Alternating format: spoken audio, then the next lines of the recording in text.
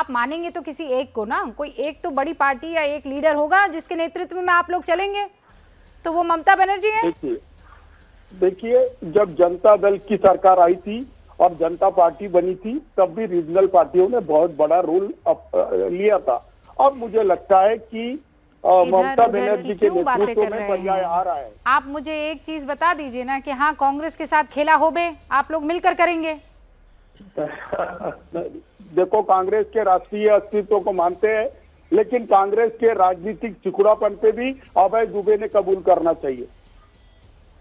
प्रदीप जी, इसके क्या माने निकाले? कांग्रेस के चिकुड़ापन पे तो करना चाहिए ना।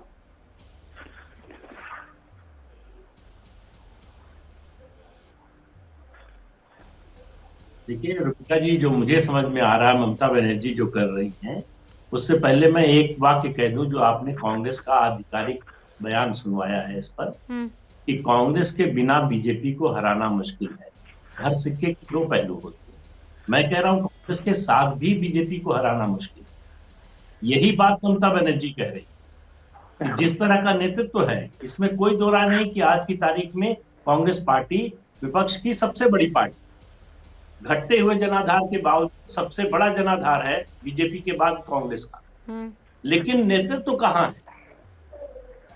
क्षेत्रीय दलों ने, खासतौर से अगर ममता बनर्जी की समय बात कर रहे हैं, 7 साल दिए कांग्रेस को, 14 से 21, कहा कि आपके नेतृत्व में लड़ने को तैयार है, बीजेपी के खिलाफ लड़ाई लड़िए, आप नेतृत्व कीजिए, हम साथ देने को तैयार हैं।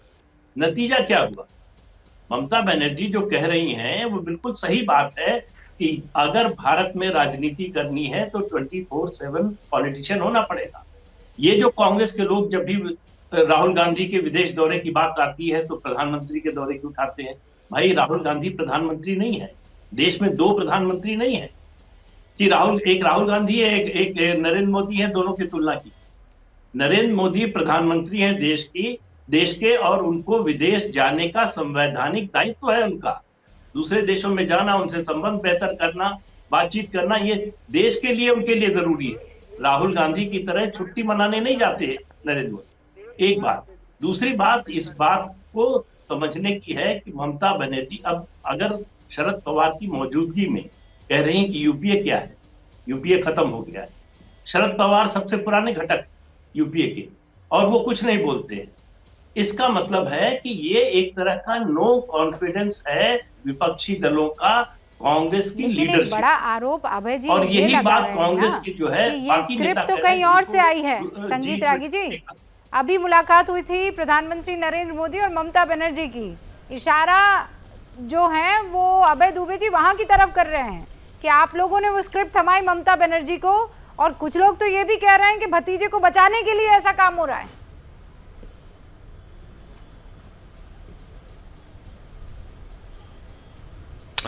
देखिए, ममता जी ने जो बात कही है कि यदि नरेंद्र मोदी की सरकार और यदि भारतीय जनता पार्टी की राजनीति से आपको लड़नी है तो आप आंशिक राजनीति के तौर पर आंशिक राजनीति से आप नहीं लड़ सकते हैं।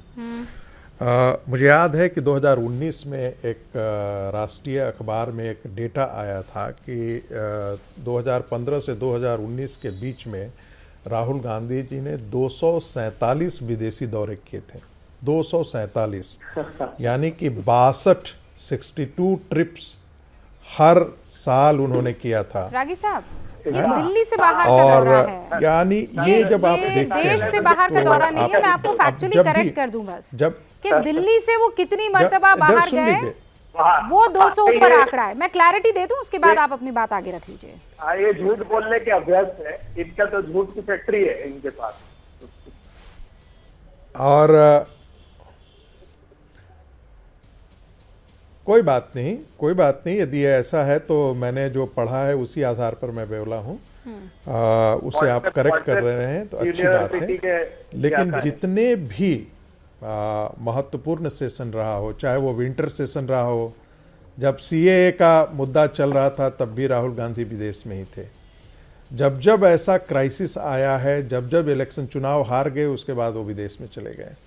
तो ऐसी स्थिति में यदि आपको भारतीय जनता पार्टी से लड़ना है तो आप ऐसा आंशिक तौर पर अपनी पार्टी का नेतृत्व नहीं कर सकते। दूसरी बात ममता बनर्जी ने कहा है कांग्रेस इतनी कमज़ोर हो चुकी है कि कांग्रेस अब राष्ट्रीय स्तर पर भारतीय जनता पार्टी के सामने अकेली पार्टी के रूप में खड़ी नहीं हो सकती है।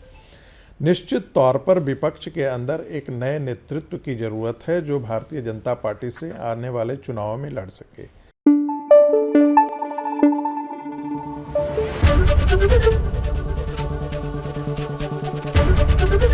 एबीपी न्यूज आपको रखे आगे।